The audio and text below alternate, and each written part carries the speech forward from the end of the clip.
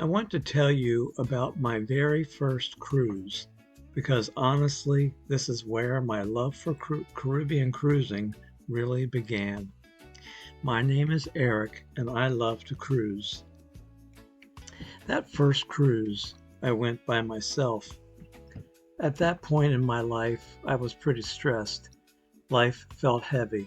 My marriage wasn't in a good place, and I just needed to get away.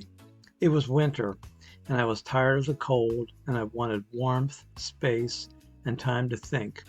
Time just for me. I booked a Carnival cruise because, frankly, it was cheap. I wasn't looking for luxury, I was looking for an escape.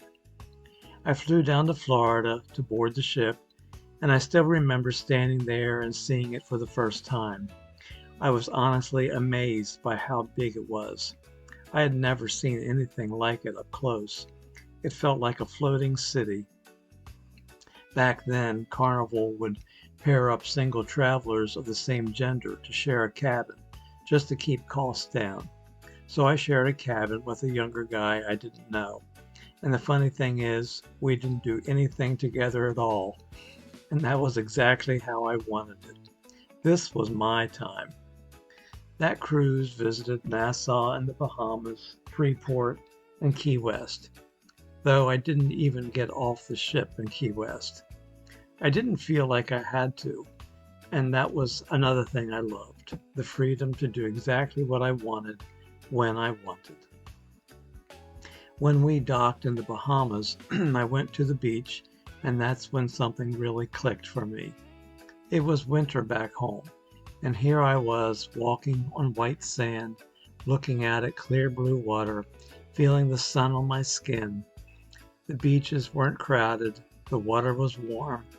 I could walk as far as I wanted, swim when I felt like it, lay down on a towel in the sand, and just breathe. There was this incredible sense of freedom being there alone.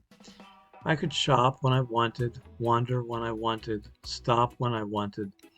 No schedule, no expectations, just me and the moment. I took a lot of pictures on that trip, and honestly, I loved every minute of my time on those beaches. Back on the ship, I discovered something else I didn't expect to love as much as I did, the entertainment. Every night there was music. There were shows, there were bands playing, and it felt kind of magical to have that built-in rhythm to the evenings.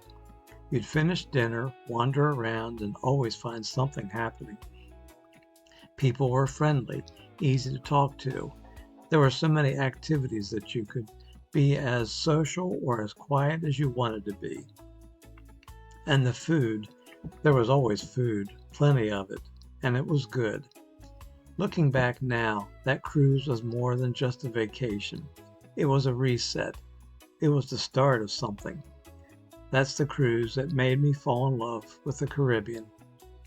And it's the cruise that made me fall in love with cruising itself. I've been on many cruises since then. And today, my wife, not my first one, and I have shared some wonderful cruise memories together. But it all goes back to that first trip, that first moment of stepping into warmth, freedom, and possibility.